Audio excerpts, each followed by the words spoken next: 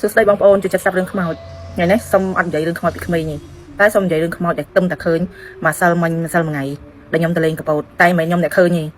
ប្តីខ្ញុំអ្នកឃើញបងប្អូនចេញមកកណ្ដាលថ្ងៃទៀតហើយពងទិញតរ៉េនញ៉ាំអញ្ចឹងបងប្អូនណាចង់ស្ដាប់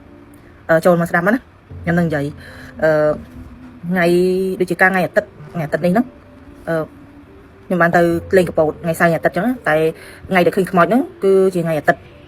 ហ្នឹងគឺយើងដូចថាព្រលឹមឡើងយើងញ៉ាំបាយញ៉ាំអាហារពេលព្រឹករួចហើយយើងដូចថាឡានបាយកង់ទៅក៏ជិះរោជាងរកអីប៉ះអញ្ចឹងណាហើយក៏ញ៉ាំបាយញ៉ាំអីហើយក៏ចុះមកកន្លែងស្ពាននៅកប៉ោតបងប្អូននៅស្ពានឆ្លងទៅខាងទឹកឈូបងប្អូនតែយើងនៅខាងនេះនៅខាងក្រុងខាងមកជួរសេះសមុទ្រអញ្ចឹងទៅក៏ឃើញតរ៉េនក៏ចង់ញ៉ាំតរ៉េនទៅក៏ចុះកន្លែងទិញតរ៉េនហ្នឹងដូចក្នុងវីដេអូហ្នឹងបងប្អូនទិញតរ៉េនទិញអីហើយប្តីខ្ញុំហ្នឹងក៏គាត់ឈឺបាត់ជើងតូចឈឺនោមទៅក៏សួររកបន្ទប់ទឹកអញ្ចឹងណាអញ្ចឹងក៏បួលខ្ញុំទៅដែរតែខ្ញុំមានអារម្មណ៍ថាដូចអត់ចង់ទៅអត់មានអារម្មណ៍ថាចង់ទៅដូចថាចាំទៅនោមឡើងផ្សេងអញ្ចឹងណាគាត់បួលច្រើនដងទៅចុះទៅមើលតរ៉េនតិចដំបូងថាចង់ចុះទៅមើលតរ៉េនតែដល់ពេលបើសិនជាខ្ញុំចុះទៅមើលតរ៉េនប្រហែលជាគាត់អូសដៃខ្ញុំរហូតដល់បន្ទប់ទឹកដែរហើយអញ្ចឹងចំណងជើងរឿងហ្នឹងគឺខ្មោចនៅក្នុងបន្ទប់ទឹកហើយកន្លែងខាងក្រោយលក់តរ៉េនហ្នឹងគឺជាព្រះវិហារចិនណាបងប្អូនព្រះវិហារចិនហ្នឹងគេមានដូចឡានដឹកសាកសពអីទុកនៅចិត្តហ្នឹងអញ្ចឹងណាអញ្ចឹងទៅគាត់ក៏ទៅបាត់ឡើងមកសទុះបាត់ឡើងយូរ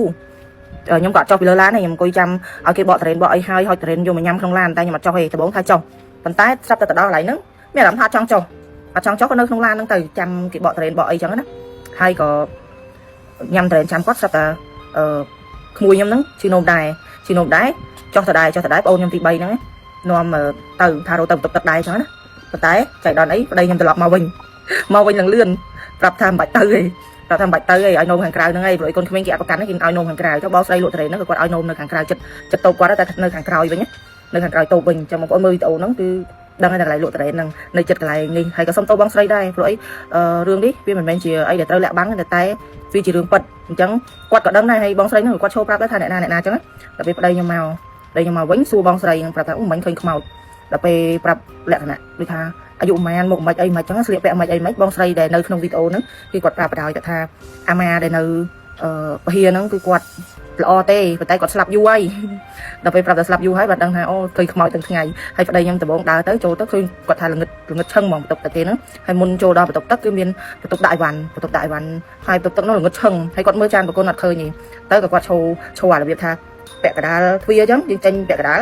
យើងឈោចាំពាក់កណ្ដាលហ្នឹងអត់ហ៊ានចូលទៅក្នុងវាល្ងឹតពេកតែឈោចាំអញ្ចឹងបាញ់នោមពីចងាយបដ ாய் ដល់ពេលបាញ់នោមពីចងាយគាត់ងាកក្រោយទៅឃើញយាយអាម៉ាហ្នឹងឃើញអាម៉ាហ្នឹងឈោឃើញយាយស្លៀកសពាក់សហើយឈោមើលគាត់ពីបន្ទប់ដាក់អីវ៉ាន់ហ្នឹងមកឈោមើលហើយគាត់ក៏មើលទៅវិញអត់មានអារម្មណ៍ថាខ្លាចអីទេអត់ព្រោះគាត់ចេញមករបៀបមុខធម្មតាតែនេះជារឿងពិតអញ្ចឹងចង់ចែកម្លែកឲ្យបងប្អូនដឹងថាមិនចាំបាច់តែជំនាន់មុនទេជំនាន់ឥឡូវក៏ចេញមកទាំងស្រស់ដែរអញ្ចឹងបងប្អូនទៅណាទៅបន្ទប់ទឹកអីតែឯងប្រយ័ត្នប្រយែងណាខ្ញុំវិញណាតែហ៊ានទៅបន្ទប់ទឹកណាដែលមើលទៅល្ងឹតហើយស្ងាត់គឺខ្ញុំអត់ចូលដាច់ខាត់ហើយបើសិនជាខ្ញុំតែបានទៅបន្ទប់ទឹកហ្នឹងក៏ខ្ញុំអត់ចូលដែរឲ្យតែល្ងឹតហើយបន្ទប់ទឹកស្រីផ្សេងប្រុសផ្សេងបើខ្ញុំអឺតមើលអត់មានឃើញអ្នកណានៅក្នុងបន្ទប់ទឹកហ្នឹងទេអត់មានមនុស្សចូលទេគឺខ្ញុំអត់ចូលទេគឺខ្ញុំខ្លាចជួបហេតុការណ៍បែបហ្នឹងហ្មងដោយសារអីគឺមានប្រវត្តិខ្មោចលងរហូតឲ្យតែពេលទៅបន្ទប់ទឹកគឺខ្មោចលងអាពេលហ្នឹងឯងអញ្ចឹងបងប្អូនពេលណាទៅឆ្ងាយស្ងាត់អីបន្ទប់ទឹកតែឯងអីបងប្អូនរកគ្នាទៅប្រយ័ត្នជួបហេតុការណ៍ដូចប្តីខ្ញុំអញ្ចឹងអានេះតាំងកណ្ដាលថ្ងៃហ្មងគាត់ចេញឲ្យឃើញបណ្ដោយគាត់ឈោមើលនៅនឹងហើយដល់ពេលមកសួរបងស្រីដែលនៅក្នុងវីដេអូហ្នឹងមកសួរគាត់ទៅគាត់ថាគាត់ស្លាប់យូរហើយតែម៉ាហ្នឹងក៏ល្អទេគាត់ញ៉ាំបួសអីចឹងណាញ៉ាំបួសអត់ញ៉ាំសាច់សត្វទេប៉ុន្តែប្រហែលជាប្តីខ្ញុំគាត់នោមអត់ត្រូវប្រគុណឬក៏មិនអីដឹងបានគាត់ចេញមកហ្នឹងគាត់ចង់ប្រាប់ថានោមខុសនោមអីក៏មិនដឹងដែរប៉ុន្តែគាត់ចេញឲ្យឃើញហ្មងហើយប្តីខ្ញុំក៏អ្នកដែលឃើញខ្មោចដែរសុទ្ធតែអ្នកដែលឃើញខ្មោចទាំងខ្ញុំទាំងប្តីទាំងកូនអីកើតមកគឺសុទ្ធតែមិនដឹងជាទេវតាឬក៏ស្អីដែរឃើញតែខ្មោចរហូតតាំងពីទូចមកហើយកូនខ្ញុំឯងឃើញតាំងពីទៅកើតអញ្ចឹងរឿងនោះវាមានតែប៉ុណ្្នឹងឯងប៉ុន្តែនេះជារឿងពិតខ្ញុំចែកម្លែកតែរឿងពិតទេអត់យករឿងនីតិយកមកនិយាយទេបងប្អូនអញ្ចឹងបងប្អូនណាដែលមានរឿងពិតគឺអាចចែកម្លែកតបានណាខ្ញុំយកមកនិយាយជូនបងប្អូនស្ដាប់បានអញ្ចឹងរឿងនោះមានតែប៉ុណ្្នឹងទេអរគុណបាយបាយ